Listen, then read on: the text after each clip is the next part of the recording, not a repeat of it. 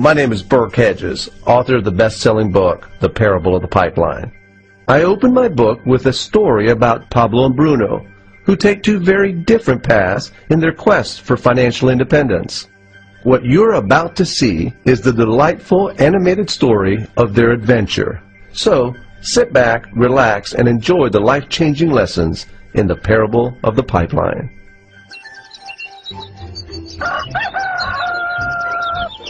Far away, in a small village, near a beautiful valley, lived two friends, Pablo and Bruno. They were both young and dreamed of a better life for themselves.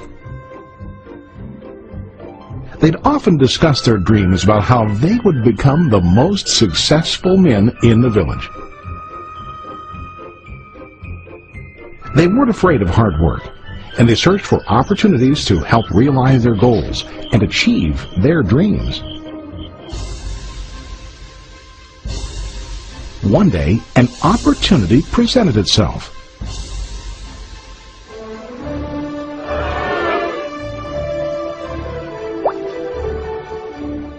The mayor of the village decided to hire two people to bring water from a spring up on the mountain, across the valley, back down to the village.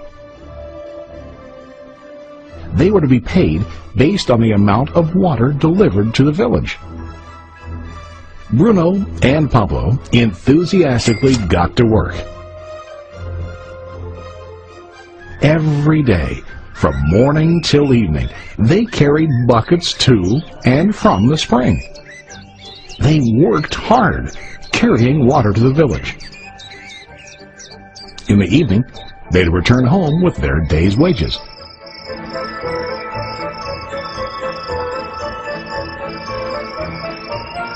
Bruno was satisfied with his work and the money he earned. He was sure that with this work he could achieve his dreams. Bruno thought that to increase his wages he could use bigger buckets to bring more water each trip. He believed with a larger income he would soon be able to buy a cow and the house that he dreamed about.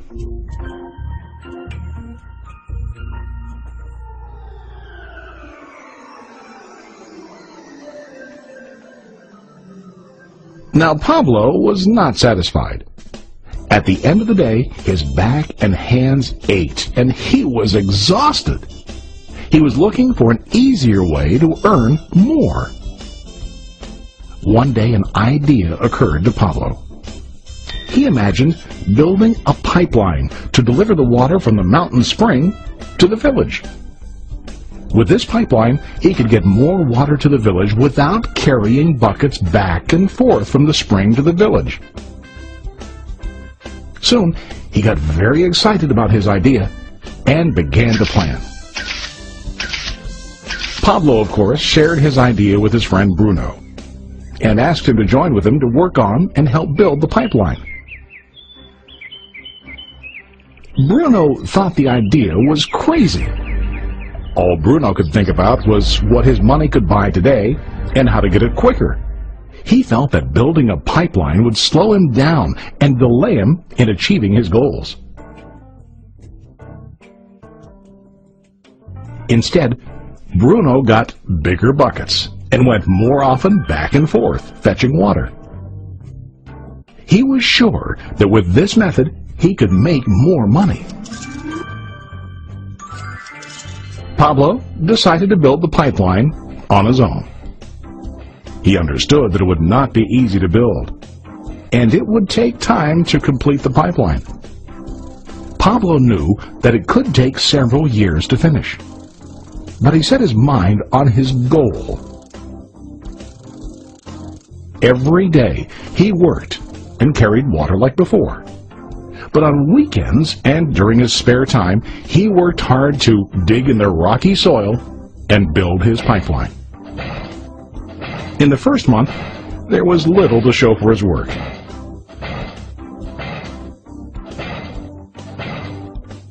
Bruno and the villagers laughed and teased him. They called him Pablo the Pipeline Man.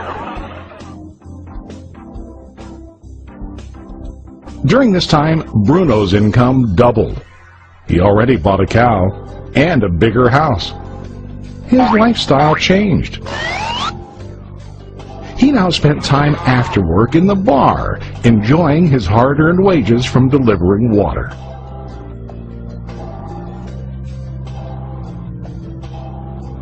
What Bruno didn't realize was that his body was starting to stoop from carrying heavy buckets every day.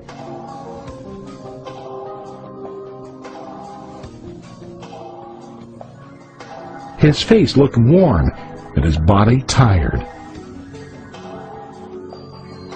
Soon, he began to carry less and less water due to the wear and tear on his body.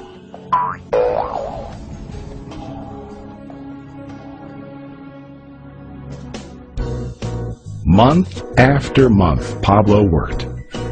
Soon a year passed, and then a second year.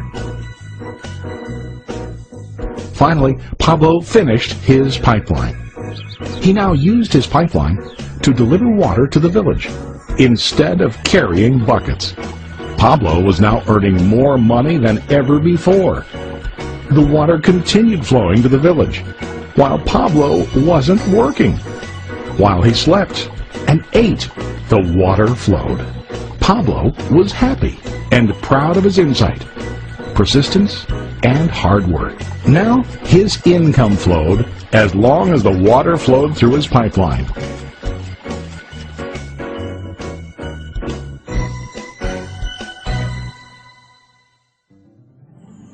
The story of Bruno and Pablo is a reflection of life.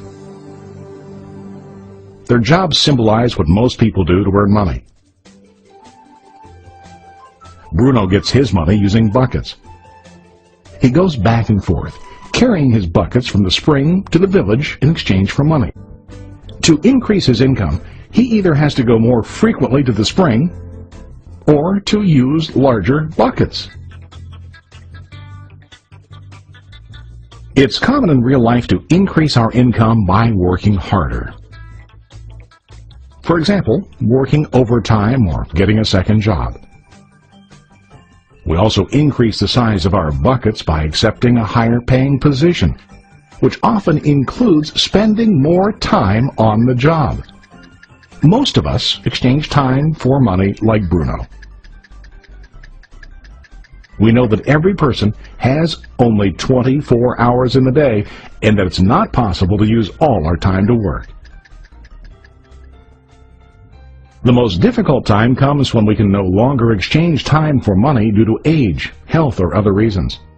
Then, our income stops. Now let's review what Pablo did. Very wisely, Pablo did not exchange all of his time for limited income, but he used some of his time to build a pipeline.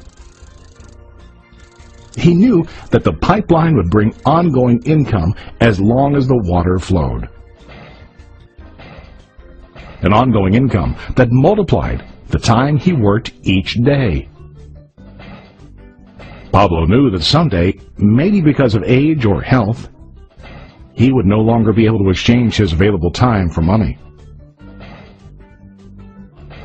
Pablo knew that if he could make his idea of a pipeline work, then he only has to do the hard work of building the pipeline.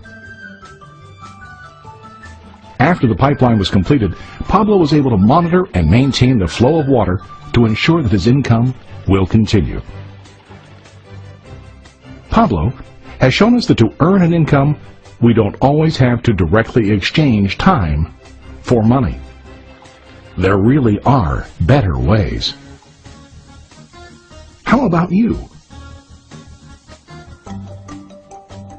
Are you still like Bruno, who directly exchanges time for money?